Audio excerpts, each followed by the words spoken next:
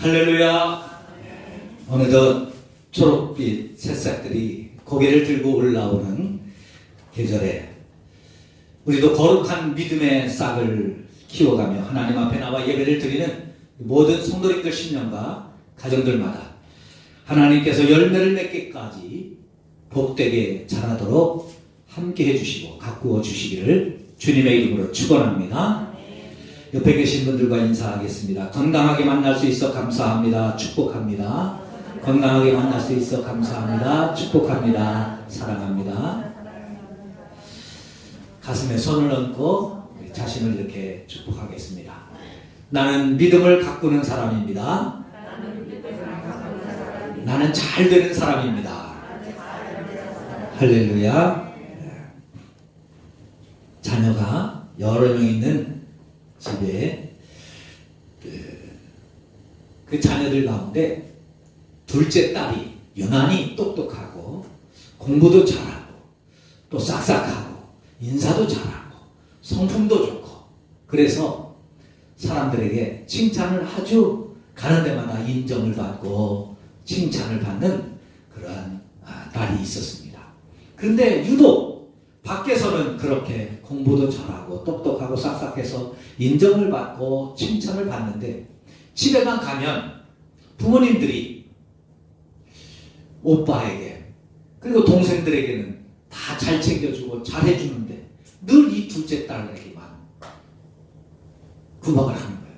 오빠랑 싸우면 오빠랑 싸운다고 뭐라 하고 동생들이랑 싸우면 동생들이랑 싸운다고 이 딸만 야단을 치는 겁니다.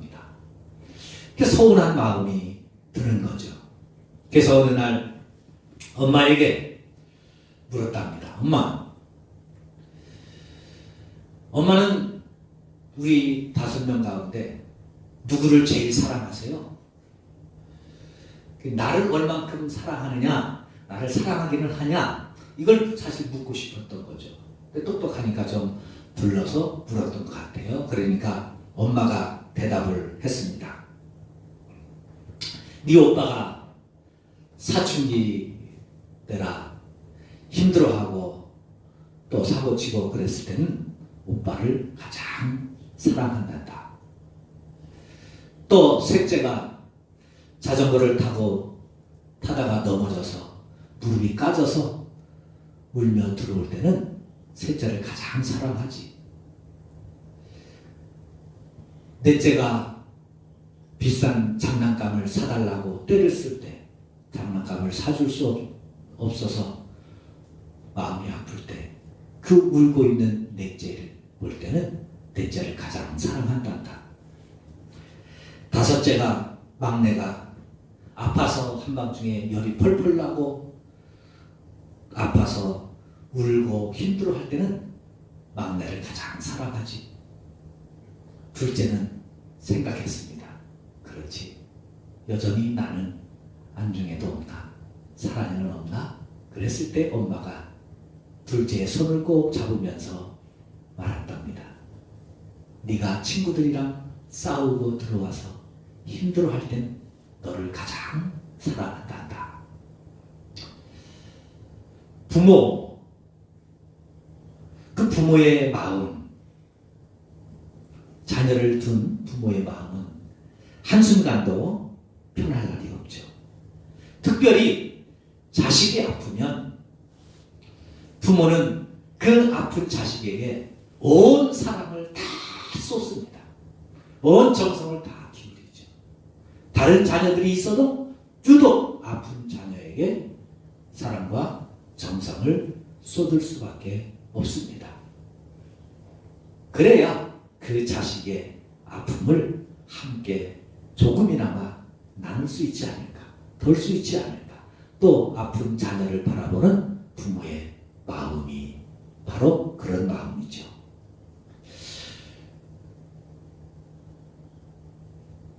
성경을 안 읽었나요?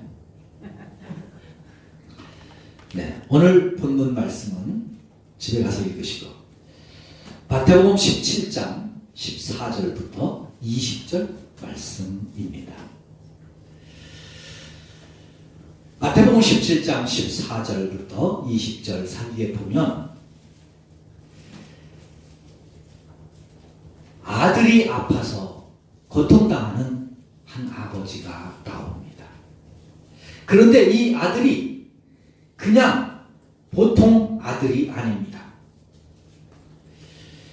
마가복음 9장과 누가복음 9장에 이 똑같은 내용이 나오는데, 그래서 공간복음이라고 하잖아요. 마태복음, 마가복음, 누가복음 이 세 개의 공간복음이라고 하는데, 그 공간복음 마태복음 17장에 나오는 내용이 마가복음 9장 14절부터 29절까지, 또 누가복음 9장 37절부터 43절까지 똑같이 나오는데, 오늘 본문에 보면 그냥 아들인데 누가복음 9장 38절에 보면 이렇게 말합니다. 이 아들이 어떤 아들이냐? 무리 중에 한 사람이 소리질러 이르되 선생님, 청컨대 내 아들을 돌보아 주옵소서. 이는 나의 외아들이나이다. 하나밖에 없는 외아들이라는 거예요. 근데 이 아들이 지금 무척 아픕니다. 어떻게 아프냐? 오늘 본문 15절에 보니까 주여 내 아들을 불쌍히 여기소서. 그가 간질로 심히 고생하여 자주 불에도 넘어지며 물에도 넘어지는지라. 하나밖에 없는 아들이 있는데 간질병 환자예요. 그래서 쉬는 때도 없이, 장소의 구분 없이 어디서든지 거품을 물고 넘어지는 거예요. 그럼 간질병 환자가 넘어질 때 보면 정말 막 무서워요. 무서워. 몸이 딱딱하게 굳어지면서 막 몸부림을 치는데 그 주변에서 막 그걸 보는 그 가족들의 마음은 얼마나 아프겠어요. 더군다나 외아들이 그렇게 아픈데, 그렇게 아파서 아픈 것도 고통인데 불 있는 곳에 넘어져서 화상을 입어요. 물에 있는 데서 넘어져서 잘못하면 익사할 수 있어요. 여러분 어떻게 한 순간도 아버지의 마음이 편할 날이 있겠어요? 그렇다고 1년 365일 하루 24시간 계속해서 이 아들과만 함께 있을 수 있는 환경은 아니잖아요. 그러니 얼마나 마음이 아프겠습니까? 그런데 이 아들이 이렇게 아픈 이유가 무엇일까? 왜 갑자기 이런 병이 생겼을까? 누가복음 9장 39절에서 이렇게 그 이유를, 그 질병의 이유를 이렇게 가르쳐주고 있습니다. 귀신이 그를 잡아 갑자기 부르짖게 하고 경련을 일으켜 거품을 흘리게 하며 몹시 상하게 하고야 겨우 떠나가나이다. 마가복음 9장 17절 18절에서도 말 못하게 하는 귀신 들린 내 아들을 선생님께 데려간다이다. 간질 환자뿐만 아니라 말도 못하는데 그 원인이 귀신 들려서 그렇다는 거예요. 여러분, 예수님 당시에는 성경에 보면 유독 이 질병들이 귀신이 가져오고 마귀가 가져다 주는 질병이 많이 있었던 것을 성경에 보잖아요. 자, 예수님 당시에 그렇게 몸이 아프고 힘든 일들이 이런 영적인 문제로 오는 질병들이 있었다면 오늘날에는 그런 질병이 있을까요? 없을까요? 오늘날도 충분히 그런 질병이 있는 줄로 믿습니다. 충분히 있을 수 있다는 거예요. 아니라고 누가 단정하겠어요. 그런데 문제는 뭐냐 하면 대부분의 사람들이 그런 것을 인식을 안 하고 병은 그저 병이려니 하는 거죠. 그런데 약으로 고쳐도 차도가 없어요. 병원에 가서 뚜렷한 질병의 그 원인이 없어요. 그러면 뭔가 문제 있는 거 아니겠어요?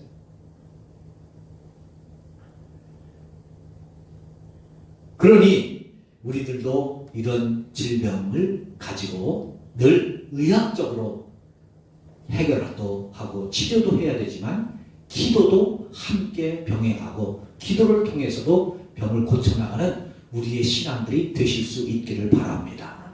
그것이 체험이기도 하고 의학적으로 병든 것도 주님께서 고치시는데, 더군다나 귀신은 이 마귀로부터 가져오는 질병이 있다면 기도를 통해서 물리쳐야 되지 않겠어요? 이겨야 되지 않겠어요? 그러므로 우리는 그런 신앙으로 하나님 앞에 살아가실 수 있기를 바랍니다. 그래서 예수님께서 이 아이를 데리고 오라고 하죠. 그래서 귀신을 꾸짖고 책망할 때 귀신이 떠나갑니다. 누가복음 9장 41절. 올 때에 귀신이 그를 거꾸러뜨리고 심한 경련을 일으키게 하는지라 예수께서 더러운 귀신을 꾸짖으시고 아이를 낫게 하사 그 아버지에게 도로 주시니라. 오늘 본문 18절에도 이에 예수께서 꾸짖으시니 귀신이 나가고 아이가 그때부터 나으니라.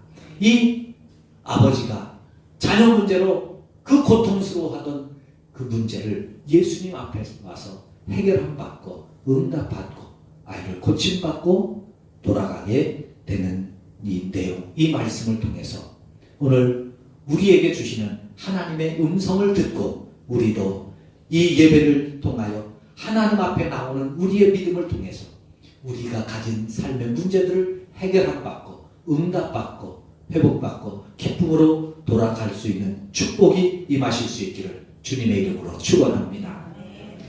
그러기 위해서는 이제 어떻게 해야 될까요? 첫째로 우리는 우리의 삶의 문제를 예수님께 상담하며 상의하며 나아갈 수 있기를 바랍니다. 한번 따라해 보실까요? 내 문제를 예수님께 상담합시다. 할렐루야. 오늘 본문에 보니까 14절 15절 마태복음 17장 14절 15절입니다. 그들이 무리에게 이르매 한 사람이 예수께 와서 꿇어 엎드려 이르되 주여 내 아들을 불쌍히 여기소서 그가 간질로 심히 고생하여 자주 불에도 넘어지며 물에도 넘어지는지라. 이 아버지는 자기 자녀의 문제를 가지고 예수님께로 가지고 나왔어요. 이것이 중요합니다. 삶의 문제를 예수님께 가지고 나왔다는 거예요. 오래전 된 유머인데 조금 썰렁할 수도 있습니다. 그러나 썰렁해도 그냥 웃으면서 이렇게 받아주셔야 안성할랑합니다. 그러니까 웃으셔야 되는 거예요. 한 학교에서 고등학교에서 선생님이 아이들에게 철학 숙제를 내줬답니다. 인생이란 무엇인가? 그것을 공부하고 또 알아보고 그래서 거기에 대해서 숙제를 써내라. 그렇게 숙제를 냈습니다. 근데 이게 고등학교 아이들이 뭐 인생에 대해서 무슨 생각을 해보고 사는 나이가 아니잖아요. 그래서 인생이 뭔가, 삶이란 무엇인가, 도대체 이걸 어떻게 연구를 해야 되나 해서 다들 어떤 학생은 뭐 도서관으로 가고 어떤 사람은 뭐 이제 선생님들을 찾아가고 그러면서 공부를 하는데 한 학생이 삶이란 무엇인가, 인생이란 무엇인가, 이거 뭐 어떻게 해갈 수 있는, 한 번도 생각해보지 않은 이 낯선 이 문제, 이 고민을 가지고 그렇게 숙제를 하긴 해야 되는데 하는 마음으로 답답하게 지내라. 아이고, 숙제는 힘들고 떡볶이나 먹고 가자. 그래가지고 분식집에 떡볶이를 먹으러 간 거예요. 분식집 문을 열려고 딱 하는데 문에다가 주인이 딱 써 있었답니다.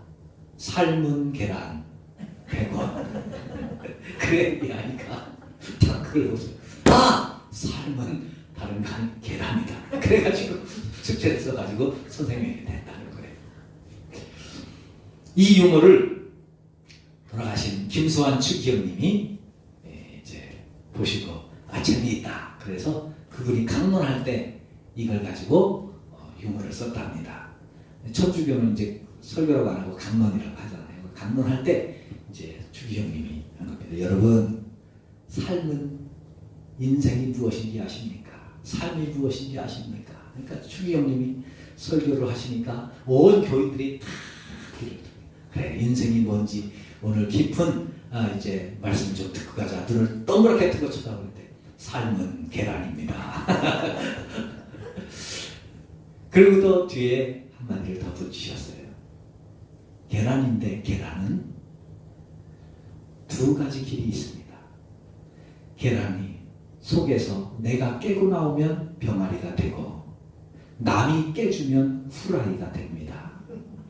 여러분은 여러분들의 삶의 문제를 스스로 깨어 나가는 병아리와 같은 생명력 있는 삶을 살고 계시나요? 아니면 남이 해결해주고 모든 문제가 있으면 엄마, 아버지 어떻게 해요? 그렇게 하면서 남의 깨주기를 바라는 후라이와 같은 인생을 살고 있습니까? 이렇게 강론을 했다고 그래요. 그렇죠? 삶은 계란이라고 한다면 여러분은 계란을 여러분들이 깨 가십니까? 아니면 나는 못 깨니 누가 좀 해결해 주었으면 깨졌으면 하는 바람으로 또 그런 모습으로 인생을 살고 계십니까? 오늘 이 본문에 나오는 이 아버지는 남이 내 삶의 문제를 해결해 줄 수 없음을 깨닫고 예수님에게 그 문제를 가지고 나와서 예수님, 이 문제를 제가 해결해야 되는데 제가 할 수 없습니다. 제가 깰 수 없습니다. 주님, 그러니 제가 깰 수 있도록 도와달라고 길을 찾고 예수님에게 가지고 나왔다는 거죠. 여러분, 이것이 복된 선택인 줄로 믿습니다. 다른 사람을 통해서 해결하려고 하는 것이 아니라 하나님을 통해서 해결하려고 하는 것, 이것이 믿음입니다.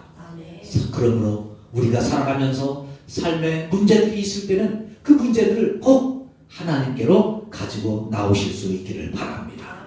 베드로전서 5장 7절에서 베드로는 우리에게 이렇게 권고합니다. 너희 염려를 다 주께 맡겨버리라. 이는 그가 너를 돌보심이라. 우리의 문제를 주님 앞에 맡겨버리라는 겁니다. 요한복음 14장 16절에서 예수님도 우리에게 말씀합니다. 내가 아버지께 구하겠으니 그가 또 다른 보혜사를 너희에게 주사 영원토록 너희와 함께 있게 하리라. 예수님은 당신이 떠나실 것을 아시고 제자들에게 말씀을 주시면서 이제 내가 떠나가기 전에 너희에게 마지막으로 너희를 위해서 한 가지 인생을 사는 팁을 하나 주마. 내가 떠나가면서 하나님께 간절히 기도하는데 또 다른 보혜사를 너희에게 보내주시기를 위해서 기도할 거다. 그런 거예요. 또 다른 보혜사. 그러면 지금 제자들에게 뭔가 보혜사가 있다는 것 아니겠어요? 근데 예수님이 떠나가시면서 하시는 말씀 보니까 예수님이 제자들은 몰랐는데 내 인생의 보혜사였다는 거예요. 할렐루야. 그 보혜사라는 말은 상담자라는 말이에요. 내 인생의 상담자였다는 거예요, 예수님이. 그래서 예수님이 옆에 계셔서 예수님에게 문제를 가지고 나올 때 예수님은 인생의 모든 문제들을 다 해결해 주신 것이죠. 근데 예수님이 떠나시고 나니까 이제는 또 다른 예수님 외에 다른 보혜사를 주시기를 위해서 기도하신다는 겁니다. 그리고 그 보혜사가 영원토록 우리와 함께 하신다는 거예요. 그러니 그 보혜사는 지금도 우리와 함께 해 주시는 줄로 믿습니다. 그 보혜사가 누구일까요? 요한복음 14장 25절에서 계속해서 예수님은 이렇게 보혜사가 누군지 가르쳐줍니다. 보혜사, 곧 아버지께서 내 이름으로 보내실 성령. 하나님이 예수님 대신 우리에게 보내주신 또 다른 보혜사는 성령님이시구나. 할렐루야. 성령님이 우리의 보혜사요, 성령님이 우리의 상담자인 줄로 믿습니다.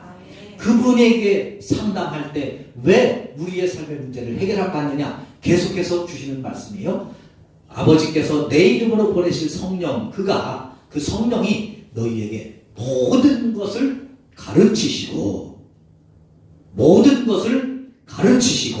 내가 너희에게 말한 모든 것을 생각나게 하리라. 할렐루야. 보혜사 성령님께서 우리에게 모든 것을 가르쳐 주신다는 거예요. 길이 없는데, 방법이 없는데 도대체 어떻게 해야 되나 고민하며 갈등할 때 가르쳐 주신다는 거예요. 그 보혜사 성령님 앞에 상담하며 살아가는 우리가 되실 수 있기를 바랍니다. 그리고 이미 그 길을 우리에게 주신 길이라면 주님이 주신 말씀을 생각나게 하셔서 말씀을 통해서 풀어가게 해 주신다는 거죠. 그래서 우리가 하나님 앞에 우리의 문제를 상담할 때 하나님께서 우리의 문제를 해결해 주실 줄로 믿습니다. 두 번째로 우리가 하나님 앞에 문제를 가지고 와서 상담하면 하나님은요 모든 것을 다 하실 수 있습니다. 아멘. 마가복음 9장 23절이죠. 할 수 있거든이 무슨 말이냐? 믿는 자들에게는 능치 못한 일이 없느니라. 아멘. 할렐루야. 아멘. 할 수 있거든이 무슨 말이냐? 믿는 자에게는 능히 하지 못할 일이 없느니라. 하나님은요 믿는 자에게는요 무슨 일이든지 하실 수 있다는 거예요. 아멘. 하지 못할 일이 없다는 겁니다. 하나님이 못하시는 일은 딱 한 가지예요. 안 믿는 사람한테는 못해요. 안 믿는 사람에게, 맡기지 않는 사람에게, 상담하지 않는 사람에게는 못하신다는 거예요. 그런데 하나님을 믿는 사람에게는 하나님은 다 하실 수 있느니라. 아멘. 이것이 하나님의 능력이요 하나님의 축복인 줄로 믿습니다. 누가복음 18장 8절에서도 예수님이 말씀하죠. 내가 너희에게 이르노니 그 원한을 속히 풀어주시리라. 그러나 인자가 올 때에 세상에서 믿음을 보겠느냐. 하나님은 우리의 원통함, 우리의 답답함, 우리의 고통스러움 속히 풀어주신다는 거예요. 근데 문제는 뭐냐? 하나님이 볼 수 있는 믿음이 있느냐는 거예요. 믿음이 있느냐? 믿음이 있겠느냐? 믿음만 있으면 되는데, 믿음만 있으면 되는데. 오늘 본문 19절에서도 제자들이 예수님께 와서 묻습니다. 예수님, 우리는 왜 이 귀신을 못 쫓아냈습니까? 마태복음 10장에 보면 그때 예수님이 우리에게 능력을 주셨고 그래서 귀신도 쫓아내게 해주셨고 병도 고쳐주셨고 그때 이미 능력을 다 받았는데 왜 지금은 안 됩니까? 그랬을 때 예수님께서 20절에서 말씀하죠. 너희의 믿음이 작은 까닭이로다. 믿음의 문제입니다. 능력의 문제가 아니라는 거예요. 은사의 문제가 아니라는 거예요. 믿음의 문제라는 거예요. 믿음의 문제. 그러면 그 믿음을 우리가 어떻게 키워가야 되고 어떻게 그 믿음을 세워갈 수 있습니까? 마가복음 9장 29절에서 이르시되 기도 외에 다른 것으로는 이런 종류가 나갈 수 없느니라. 아, 믿음의 문제는 기도와 연결된다. 분명히 성경에 나오잖아요. 믿음의 문제다. 근데 마가복음에서는 기도 외에는 안 된다. 그러면 믿음은 기도와 반드시 연결된다는 거예요. 기도 없는 믿음은 있을 수 없고 믿음 없는 기도는 응답되지 않는다는 거죠. 그러니 믿음은 기도를 통해서 자라가고 믿음은 기도를 통해서 능력이 역사하고 하나님은 기도를 통해서 그 믿음의 사람에게 일하시는 줄로 믿습니다. 그래서 우리가 새벽기도 운동 또 감사 1,000번째 또 복음서 1,000번 운동 계속해서 강조하는 이유가 거기에요. 제가 늘 말씀드리잖아요. 제가 바라는 말을 하는 거라고요. 성경을 읽으면서 나에게 주시는 음성 한 말씀이라도 좀 들으세요. 그런 은혜가 임하시기를 축원합니다. 그러면 문제 해결된다니까요. 간단하게. 한 말씀만 들으면. 믿음의 문제는 기도의 문제예요. 기도는 믿음으로 연결되어지는 것입니다. 이것은 사순절, 이 사순절에 우리의 믿음을 온전히 키워가실 수 있기를 바랍니다. 여러분 믿음이 얼마나 놀라운 것이 아세요? 예수님이 십자가에 돌아가실 때 십자가에 못 박혔을 때 주변에서 로마 군인들이 예수님을 향해서 조롱하며 비방하죠. 또 주변에 있는 많은 사람들이 예수님을 조롱합니다. 뭐라고 조롱하는지 아세요? 뭐라고 모독하는지 아세요? 당신 하나님의 아들이시라며 하나님의 아들이라면 십자가 위에서 내려와 보라는 거예요. 십자가 위에서 내려와 보라. 뭐 십자가 위에서 그렇게 고통스럽게 나의 하나님 어찌하여 나를 버리셨나이까? 그렇게 하지 말고 하나님의 아들이면 거기서 그렇게 고통당하냐? 고통당하지 말고 내려와. 내려오면 간단하잖아. 그리고 내려오면 우리가 다 당신 하나님의 아들인 거 다 믿을게. 여러분 이게 얼마나 간단한 해결 방법이에요. 예수님이 십자가에서 내려오시기만 하면 예수님이 고통도 끝나고 많은 사람들이 다 예수님을 믿겠다는데 예수님은 십자가에서 안 내려오시는 거예요. 여러분 예수님이 십자가에서 안 내려오시는 것이 능력이 없어서 못 내려오시는 건가요? 안 내려오시는 건가요? 이거 우리 심각하게 고민해 봐야 돼요. 그렇잖아요. 내려오시면 간단하다니까요. 예수님 고통도 안 당하시고 많은 사람들이 예수님을 믿겠다는 거예요. 근데 안 내려오신 거예요. 이게 예수님이 능력이 없으셔서 못 내려오시는 건지, 아니면 능력이 있으신데도 안 내려오는 뭔가 말 못할 사정이 있으신 건지 우리가 알지 못하는. 우리도 똑같은 문제를 가지고 똑같은 기도 제목을 가지고 하나님 앞에 기도하잖아요. 하나님 나 못 살겠어요. 힘들어요. 너무 고통스러워요. 내 문제 좀 어떻게 좀 해주세요. 그렇게 기도하는데 기도가 응답이 안 돼요. 그러면 둘 중에 한 가지 아니겠어요? 하나님의 능력이 없으시든지, 아니면 하나님이 그거 해결해 주시면 안 되는 뭔가 말 못할 이 사정이 있으시든지, 둘 중에 하나 아니겠어요? 우리 그 문제, 이거는 예수님 문제가 아니라 내 문제 아니에요. 우리 문제 아니에요. 그러면 이 문제가 도대체 예수님은 왜 안 내려오셨을까? 이거 고민하셔야 됩니다. 제가 답을 드릴까요? 예수님이 왜 안 내려오셨을까요? 능력이 없으신 것이 아니라 안 내려오신 겁니다. 왜냐? 죽음에서 부활하신 능력 보면 아시잖아요. 아니, 죽었다 살아나시는 분이 그거 내려오는 게 더 어렵겠어요? 내려오는 게 더 쉽죠. 근데 안 내려오신 거예요.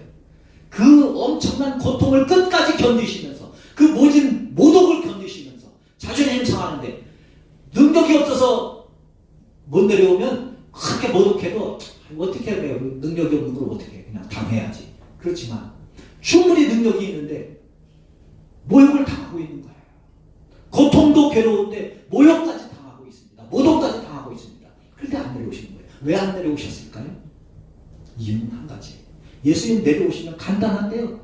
예수님도 편하고, 예수님 고통당하는 모습 안 보시는 하나님은 더 편하고 더 좋고. 근데 안 내려오시는 거예요. 안 내려오시는 이유가 뭐예요? 예수님이 십자가에서 내려오시면 우리의 구원은 거기서 끝나는 거예요. 하나님은 편하신데 우리의 구원은 영원한 길이 없는 거예요. 더 이상 방법이 없는 거예요.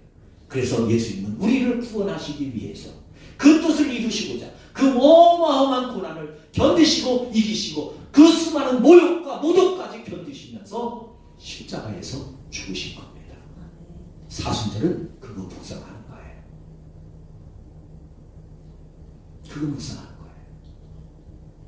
예수님께서 우리가 그렇게 끊임없이 기도하는데, 간구하는데 우리의 기도가 응답되지 않는 이유는 하나님의 능력이 없으셔서가 아니라 우리의 기도를 안 들으셔서가 아니라, 그거 들으시면 응답하시면, 지금 응답하시면 안 되는 거기 때문에 응답을 못 하시는 것일 수도 있다는 것을 이 말씀을 통해서 다시 한번 생각하면서 우리가 하나님 앞에 기도하실 수 있기를 바랍니다. 하나님은요, 우리의 믿음만 보이면 무슨 일이든지 하시는 거예요. 오늘 본문 18절에서도 귀신 꾸짖으시니까 단 한마디에 그냥 해결되잖아요. 나사로가 죽었어요. 모든 사람이 절망합니다. 낙심합니다. 희망이 없다고 말합니다. 근데 예수님은 뭐 간단해요. 한마디 하시는 거예요. 나사로야, 나오너라. 38년 된 병자가 있어요. 38년 동안 수많은 의사들이 고치지 못하고 해결하지 못한 문제입니다. 예수님 간단한 거예요. 내 침상을 들고 걸어가라. 뭐가 문제입니까? 믿음의 문제라는 거지. 믿음의 문제라는 거. 우리의 문제를 가지고 주님 앞에 나오시오. 우리의 믿음을 하나님 앞에 보이시는 저와 여러분들이 되실 수 있기를 바랍니다. 그 믿음을 키우기 위해서 오늘도 기도하실 수 있기를 바랍니다. 그래서 우리의 믿음을 키웠을 때 우리의 믿음을 보시고 하나님이 귀신도 꾸짖어 문제를 해결해 주시고 우리의 삶을 해결해 주시는 축복이 넘쳐나시기를 주님의 이름으로 축원합니다. 사적으로 하나 더 붙입니다. 그런데 이 질병은 마귀가, 귀신이 가져왔다고 그랬죠? 사람들에게 제일 무서운 존재가 뭐예요? 귀신. 저 어릴 때만 해도 귀신 나온다 그러면 무서워 벌벌 떨어서 밖에도 못 다니고 그래서 제일 무서운 두. 그런데 여러분, 성경 보니 귀신은 두려운 존재가 아니에요. 귀신은 우리가 꾸짖는 존재입니다. 할렐루야. 할렐루야. 귀신은 꾸짖는 거예요. 귀신은 우리가 내쫓는 거예요. 그러니까 귀신이 우리를 무서워하는 거예요. 우리가 무서워하는 게 아니라. 귀신을 못 쫓아내는 사람은 귀신이 무서운 거고, 귀신을 쫓아내는 사람은 귀신이 하나도 안 무섭죠. 그러니까 오늘부터 귀신 무서워하지 마세요. 마귀 무서워하지 마세요. 꾸짖고 이겨나가실 수 있기를 바랍니다. 저희 어릴 때 불렀던 복음 성가가 있어요. 예수 이름으로 예수 이름으로 마귀는 쫓긴다. 예수 이름으로 예수 이름으로 병만은 쫓긴다. 할렐루야. 예수 이름으로 나갈 때 누가 나를 괴롭히리요. 예수 이름으로 나가 기도할 때 마귀는 쫓긴다. 할렐루야. 요즘 젊은이들이 쓰는 말 가운데 혼쭐 낸다는 말을 바꾸어서 사용합니다. 돈줄 낸다. 저는 이 말을 이렇게 바꿔주면 좋겠어요. 밑줄 낸다. 좀 표현이 좀 그렇습니다만 믿음으로 마귀를 혼쭐 내자. 할렐루야. 한번 따라해보세요. 믿음으로 마귀를 혼쭐 내자. 기도로 마귀를 혼쭐 내자. 이 찬송을 가지고 우리 주님 앞에 달려나와서 우리의 문제도 해결하고 마귀도 혼쭐 내며 살아가는 승리자의 삶을 살아가실 수 있기를 주님의 이름으로